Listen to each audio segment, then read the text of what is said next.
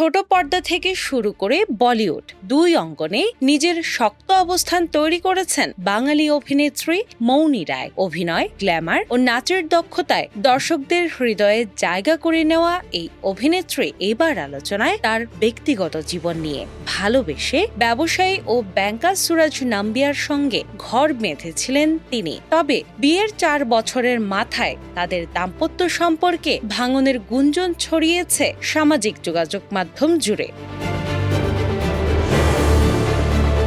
ভারতীয় সংবাদ মাধ্যম সিয়াসত.com-এর এক প্রতিবেদনে দাবি করা হয়েছে, মৌনি রায় ও সুরাজ নাম্বিয়ারের সম্পর্কে দূরত্ব তৈরি হয়েছে। সম্প্রতি তারা ইনস্টাগ্রামে একে অপরকে অনুসরণ করা বন্ধ করে দিয়েছেন। শুধু তাই নয়, সুরাজ তার সামাজিক যোগাযোগ মাধ্যমের হিসাব থেকে মৌনির সঙ্গে তোলা বেশ কয়েকটি ছবিও সরিয়ে ফেলেছেন। যদিও এখনো কিছু পুরনো ছবি দেখা যাচ্ছে তার ব্যক্তিগত পাতায়। এরপর থেকেই নেট দুনিয়ায় তাদের বিচ্ছেদের গুঞ্জন আরো জোরালো হয়ে উঠেছে।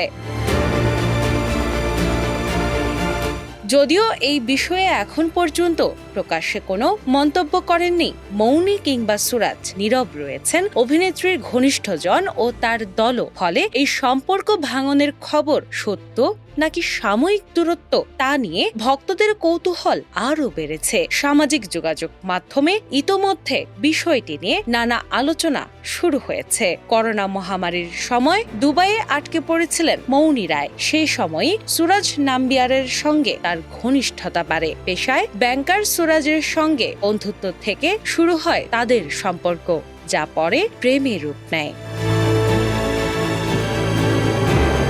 দুবাই প্রবাসী সুরাজের সঙ্গে মৌনির প্রেমের গুঞ্জন সে সময় শোবিজ অঙ্গনে বেশ আলোচিত ছিল। পরে সব জল্পনা কল্পনা অবসান ঘটিয়ে 2022 সালের 17 জানুয়ারি 7 পাকে বাঁধা পড়েন এই জুটি।